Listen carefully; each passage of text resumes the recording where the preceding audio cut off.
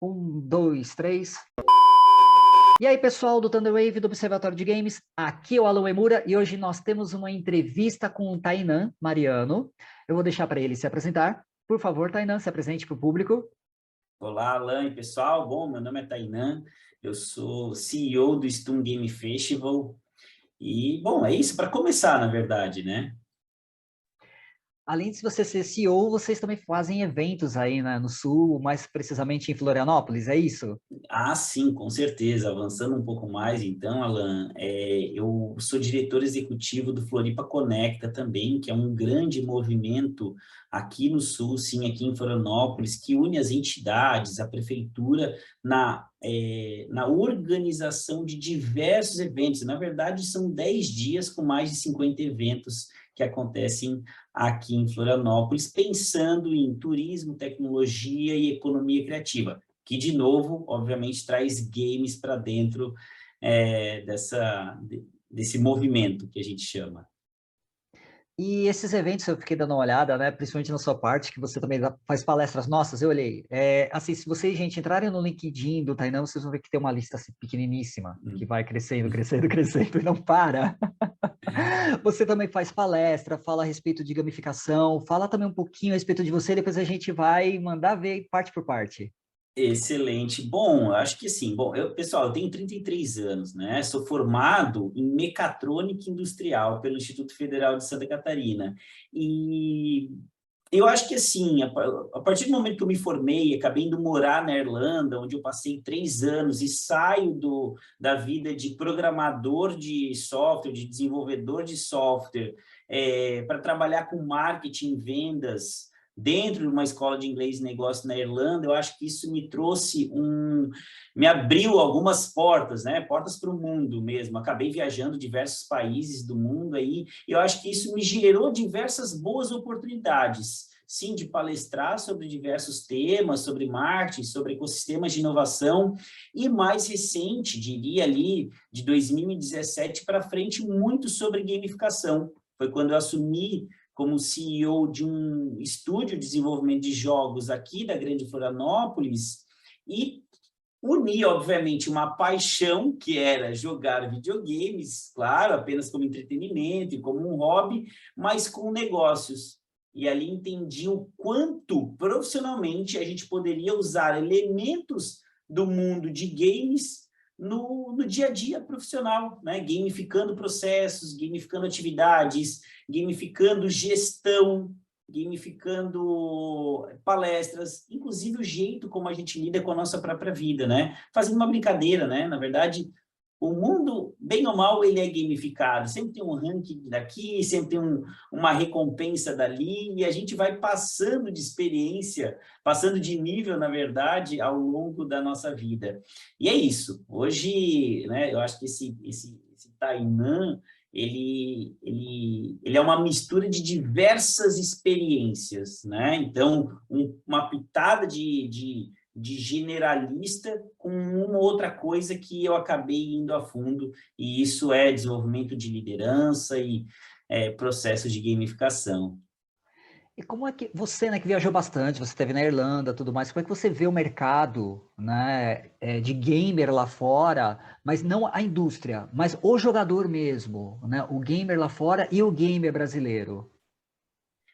Bom, eu acho que se a gente falar de indústria, é um outro ponto, tem bastante coisa de fato para conversar sobre isso. Mas quando a gente fala, eu acho que do gamer, o Brasil, assim, se a gente olhar, o Brasil é um país enorme, né? Nós temos mais de 200 milhões de pessoas. Então, a parte interessante disso é que nós estamos em tudo quanto é jogo, né? Então, o gamer brasileiro está em tudo quanto é jogo mesmo, né? Claro, ao mesmo tempo que a gente é uma população, né, grande, quando nós vamos para online, não tem barreira, não tem fronteira. Não tem viagem de avião, nada, né? É só o acesso à internet. Então, ali a gente consegue popular muito bem os jogos todos. Quando a gente fala, eu acho que de outros países, e o tempo, né, de jogo, ou como que a gente interage com jogos, eu diria que o ponto principal e um dos meus aprendizados, principalmente em Dublin, na Irlanda, mas em algumas viagens que eu fiz para os Estados Unidos, é que lá a gente tem maior exposição a marcas que trabalham com jogos, as desenvolvedoras, por meio das diversas lojas que tem espalhado na cidade. Eu acho que é diferente aqui, assim, no Brasil, claro, acho que eu sou do Sul, né? Eu moro em Florianópolis. Florianópolis tem 500 mil de habitantes. Talvez, né, tenha uma grande diferença com São Paulo quando a gente pensa no universo, lojas, essa interação toda. Mas morar fora e ser um gamer fora, ganhando dinheiro lá fora, te abre uma outra oportunidade, né, Alan? Porque, assim, ó, no tempo que eu morei na Irlanda, eu comprava tudo quanto era jogo, roupa, né? Eu me vestia de Assassin's Creed de roupa, na verdade, comprando coisas da Ubisoft. O meu cinto é do Assassin's Creed, então tinha camisa de botão, casaco. Então, eu acho que extrapola um pouco apenas o jogar, mas os action figures são muito mais acessíveis. Eu diria que essa é a grande diferença, talvez, né? Fora, claro, a quantidade de tempo que a gente passa na frente das telas, né? E também o acesso aos equipamentos, né? Lá, como é muito mais fácil ou muito mais acessível comprar, seja videogame ou seja bons celulares, o gamer de fora, ele joga alguns jogos que necessitam uma qualidade, né? Necessitam especificações de computadores ou especificações de celulares mais potentes. Então, eu diria que é isso, assim, né? Uma pitada por cima do que foi ter passado 3 anos na Irlanda. Eu faço essa pergunta, né? Porque a gente sempre vê, né? Por exemplo, teve uma pesquisa recente do Twitter que mostrou que o Brasil é o 6º país, né, que mais tá ali perguntando, falando a respeito de jogos. Nós compramos tudo, só que a gente percebe que os produtos acabam não vindo para cá. Eles demoram demais. E quando vem com alguma coisa diferente, né? Você acha que ainda falta um pouco agora sim, para a indústria gamer lá de fora olhar com um pouco mais de carinho para o Brasil, ou é uma questão realmente mais assim política e de impostos? Olha, eu inicialmente, e eu vou dizer do tempo que eu morei na Irlanda, inicialmente, porque isso não é só em relação ao universo de games, né? Eu sempre pensei que faltava mais um olhar das empresas de desenvolvimento de jogos, mas das empresas em geral, empresas de tecnologia, olhar para o Brasil de fato, ter mais carinho, cuidar desses 200 milhões, vamos dizer assim, né? Olha, tudo quanto é jogo, tudo quanto é empresa, tem uma legião de fãs brasileiras. E sempre para mim foi difícil, mas por que às vezes demora tanto, né, a de fato chegar aqui? Com o tempo, né, e eu hoje sou conselheiro nacional de juventude do governo federal, com o tempo eu percebi que a gente tem algumas barreiras, né?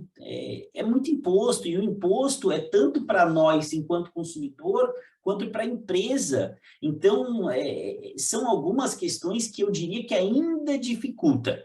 E aí, claro, né, o Brasil, embora a gente tenha um poder de consumo enorme, o poder de consumo, o consumo por habitante, ele acaba, obviamente, diminuindo, né? Então, por isso que eu digo, eu sou o mesmo Tainan, hoje, inclusive, melhor organizado financeiramente, mas no tempo que eu morei na Irlanda, eu comprava muito mais action figures e roupa, inclusive dos jogos que eu gostava. Porque aqui, de novo, tudo fica muito mais caro. É impressionante o quanto tudo fica mais caro.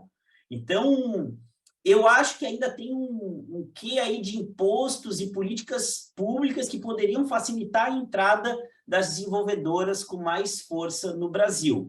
Mas, igual, né? É sempre mais fácil, olhando pelo lado, então, da indústria, tu trabalhar onde já é o teu mundo, né? A tua língua, né? Tu não necessariamente tem que entender um outro mercado. Se tu estás nos Estados Unidos, tu pode conversar com a Austrália, com Inglaterra, com Irlanda, de uma forma, obviamente, muito mais fácil, porque tu entende aquela cultura de uma forma mais fácil, né? Qualquer outro país tem a barreira da língua.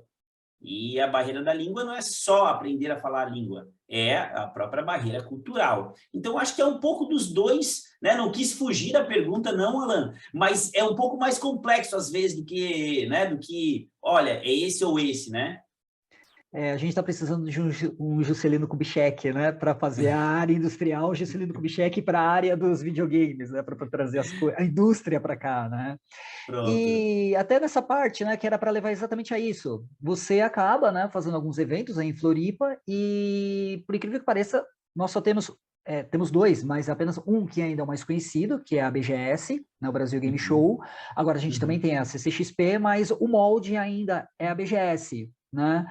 E Uhum. agora vocês também, né, estão trazendo no Sul, tudo mais. Devido a esse mercado realmente nacional de jogos, qual que está sendo o diferencial de vocês com esse evento? Bom, eu acho que, assim, o ponto principal de organizar um evento no Sul, primeiramente, é porque a gente tem que levantar a bandeira, aí eu digo, principalmente da indústria de desenvolvimento de jogos no Sul do Brasil. Né? Florianópolis, a gente fala aqui, né, e é conhecida, principalmente quando a gente está falando de startups, empresas de inovação, como a Ilha do Silício do Brasil. Né? A gente tem o número de startups por habitante é maior do que em qualquer outro lugar do Brasil. Então, isso eleva Florianópolis a um ponto de ser uma cidade bem tecnológica, ou pelo menos com mindset fortemente inovador. É, Quando a gente olha, então, para o universo de games, que ainda está crescendo no Brasil, quando a gente fala dos estúdios de desenvolvimento de jogos, que embora tenhamos hoje diversos bons exemplos, quando a gente fala em Rio Grande do Sul, quando a gente fala em São Paulo, Brasília, principalmente, de fato temos bons exemplos, a gente tem que dar uma caminhada bem forte ainda, né, Alan? Vê, 2017 eu fui para o Paris Game Week e conversando com o pessoal da Grande Paris, eles têm 650 estúdios de desenvolvimento. Em 2017, tinham 650 estúdios de desenvolvimento na Grande Paris. No Brasil, nós tínhamos, em 2017, 350, no Brasil inteiro. Então, tem um lance de que a gente ainda tem que dar uma remada, né? A gente tem que dar uma remada para desenvolver, claro, quando a gente pensa em Paris, quando a gente pensa em, né, França, Canadá, isso obviamente é dado aos estúdios que montaram alguns dos seus estúdios franquia, né, ou filiais nesses países. Então, quando a gente olha para o Brasil e olha para Santa Catarina, a gente tem que pensar que esse movimento vai depender muito do trabalho que a gente vai fazer. O STUM Game Festival, o evento, ele nasceu para ser um evento inicialmente focado na indústria, não e está aí o nosso diferencial e a resposta à tua pergunta, ele não nasceu para ser um evento de entretenimento, ele não nasceu para ser um evento de cultura pop. Ele traz o entretenimento, ele traz as vertentes da cultura pop para dentro do evento, mas, de novo, no seu core, o que a gente está desenvolvendo é a indústria de desenvolvimento de jogos para valer. Então, esse é o principal ponto, o principal diferencial, porque a gente vai para o evento para fazer negócios. Vai ter cosplay, vai ter K-pop, vai ser super divertido, as fotos vão ficar super legal, o pessoal vai pirar, vamos falar de esportes, vai ter os campeonatos, vamos trazer Kami para falar no palco, a galera vai loucura, show de bola. Mas enquanto tudo isso acontece, os estúdios estão se relacionando com o público que foi ali, talvez para comprar sua bandaninha do Naruto, para comprar mais um action figure, mas está lá jogando um jogo indie, um jogo independente. E aí é onde a gente fomenta negócios para os estúdios. Então é isso, esse que eu diria que é o principal diferencial, Alan. É como a Tokyo Game Show, né? Você vai, você se diverte, mas ao mesmo tempo você também está vendendo o seu produto, né? Pronto. E você também falou bastante a respeito de gamificação. Explica para o pessoal o que é gamificação, como é que isso é utilizado no mercado. Pronto, show de bola. Gamificação, então, é gamificar algo, gamificar um processo, é trazer elementos de games para processos ou atividades que normalmente não são divertidas. Né? Por que a gente joga tanto um determinado jogo? Né? E se a gente olhar uma série de jogos, eles mudam a narrativa, mas os jogos, todos eles, né, ou muitos deles, vão ter um ranking, vão ter a questão social de fazer amigos, vão ter as competições, vai ter o passar de nível, vai ter o ganhar experiência. Então, quando a gente olha esses elementos todos, a gente tira eles, ou aprende com o mundo de games e coloca num processo normal. E um exemplo que eu posso citar então, estamos aqui no nosso time de marketing e a gente vai gamificar um processo. O processo é um processo de ter novas ideias para uma determinada campanha. Então, a gente vai vamos gerar pontos por determinada ideia, vamos dar pontos por execução de ideias, vamos dar pontos por trabalhar em equipe, vamos fazer um ranking. Os no topo do ranking vão ganhar uma determinada premiação, mas aqueles que estão mais embaixo podem ser resgatados também, e podem também ser premiados, se alcançar um número X de pontos. Então, eu trazer alguns desses elementos que a gente já vive no nosso dia, jogando videogame, para o dia a dia de trabalho, na verdade, né? Então, significa muito processo de trabalho. Ou os mais simples, né? Quando a gente vai falar em clubes de recompensa, né? Então, se eu comprar 9 hambúrgueres, eu ganho o 10º. Por mais tolo que isso possa parecer, ou por mais simples que isso possa parecer, isso nada mais é do que atingir uma meta, né? E ganhar uma recompensa por ser um cliente fiel. Isso é normal, e isso a gente vê em tudo quanto é jogo que a gente joga. Se eu jogar por 7 dias, eu ganho uma roupa, uma skin nova para o meu jogador, enfim, né? Então, basicamente é isso, é trazer esses elementos, é tornar algumas atividades que são chatas, por default, burocráticas, em mais divertidas. E é isso com o grande objetivo, no final das contas, de gerar engajamento, que é isso que a gente quer. Quando a gente está gamificando, não é para única e exclusivamente eu tornar algo divertido, mas é que quando eu torno isso divertido, eu engajo. E se eu engajo, eu tenho mais resultados. Pronto, aí a gente está fazendo mais negócios. E a gamificação, ela já é utilizada dentro das empresas? Olha, tem exemplo de gamificação em tudo quanto é lugar desse mundo, nas maiores empresas do mundo e também nas menores, né? Que a gente acaba não sabendo, mas grandes empresas, a gente pode falar de Microsoft, a gente pode falar de Deloitte, a gente pode dar um exemplo da própria Irlanda, que é a Guinness, né? Que é uma cervejaria, enfim... Starbucks, diversas empresas vão gamificar seus próprios processos. E as empresas menores, claro que estão aprendendo a fazer isso e se beneficiando também desses processos, né? Então, a gente vive, né? Assim como todo mercado, a gamificação, ela teve uma onda nos anos 2010, 11, 12, né, que se imaginava que gamificação seria o futuro de toda a corporação, mas por conta ainda de ser um mercado, vamos dizer, em estudo, com profissionais iniciantes, gerou uma decepção em determinado momento, porque se tu aplica um processo de gamificação sem conhecimento, no final das contas, só o que tu vai estar adicionando é competição. E competição não vai gerar... É legal tu competir enquanto tu tá à noite ali jogando um videogame. Tu não quer passar 8 horas do teu dia competindo com o teu colega do lado de trabalho, porque isso, na verdade, vai gerar no final de um mês, de um trimestre, de um semestre, mais estresse do que diversão. Então, isso passou, gamificação teve um boom, teve uma descida, e agora está voltando para o topo, então, com uma segunda onda, com uma segunda geração de profissionais que trabalham com gamificação, que olharam o que deu errado e agora, claro, que continuam adicionando alguns elementos que gera competição, porque nós estamos acostumados a competir, mas com uma narrativa ou explorando outros elementos que foquem mais no social, puxem a narrativa do fazer parte, engajar por fazer parte de uma narrativa maior. Então, esse novo momento, sim, é que está gerando, obviamente, ao mesmo tempo que gera resultado, gera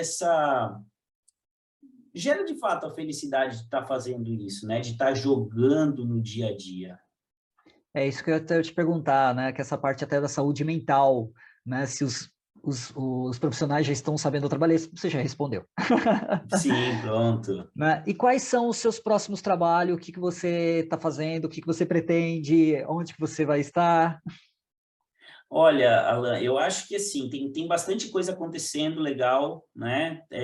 Eu acho que ter organizado esse STUM esse ano, que foi a terceira edição, mas foi a primeira que estourou, que teve um resultado muito positivo, foi muito legal, claramente passa por o STUM sair, não sair, continuar em Florianópolis, mas também ir para outros estados para levantar essa bandeira da indústria de desenvolvimento de jogos em outras regiões e outros estados. Assim que a gente acabou o STUM, geraram diversas conversas, diversas oportunidades de fato, a gente levar o evento para outros lugares. De novo, tem a parte comercial, tem a parte de entretenimento, tem a parte de cultura pop, mas, uma vez mais, a gente tem que levantar a bandeira da indústria de desenvolvimento de jogos, pensando isso como uma estratégia de país, tá, Alan? Eu falo como uma estratégia de país. Trabalhar com jogos, agora que os nossos pais, né, ou que nós estamos nos tornando os pais que apoiam jogadores de videogame, ou desenvolvedores de jogos, ou designers no mundo de jogos, a gente tem a oportunidade de criar uma indústria que é limpa, uma indústria que paga bem, porque é desenvolvimento de software, é desenvolvimento de modelo 3D, então são habilidades que, obviamente, tem que desenvolver bem elas. Eu diria que, com isso, a gente tem a oportunidade de criar uma indústria poderosíssima, com o público que a gente tem interno, 200 milhões de pessoas, sendo que cento e poucas milhões, né, um pouco mais que 50%, é de fato jogadora de jogos, seja de celular, seja de computador, seja de videogame. Eu acho que aí a gente está em casa com grandes oportunidades. E como é que o pessoal faz para poder conversar com você a respeito dessa parte da Stone e também sobre outros assuntos? Bom, eu diria que hoje são duas grandes, né? Eu acho que dois caminhos. Um, com certeza, é entrar no site do STUM, então, que é stumfestival.com. Tá aí uma das possibilidades, claro. E, obviamente, para conversar comigo, eu também tenho meu site, que é tainanmariano.com.br, que ali eu falo, além de games, falo dessa pegada de empreendedorismo, falo sobre gamificação, falo sobre liderança também. E é isso, com certeza aguardando, inclusive, o contato para a gente conversar bastante sobre gamificação, sobre games, sobre empreendedorismo. Vou deixar tudo aqui na parte de baixo para o pessoal. Gente, esse foi o bate-papo com o Tainan. Tainan, muito obrigado por essa conversa, foi bastante esclarecedor. Espero que a gente possa ter outras, porque o mercado de games sempre tá oscilando para cima, para baixo, e que a gente possa conversar mais. Perfeito, Alan, muito obrigado, obrigado vocês também. E é isso, sim, com certeza, ansioso pelas próximas oportunidades e cedo ou tarde também a gente se encontrar, seja em Floripa ou seja em qualquer outro lugar. Perfeito. Pessoal, aqui foi o Alan Emura para o Thunderwave Observatório de Games. Obrigado e até a próxima. Até a próxima.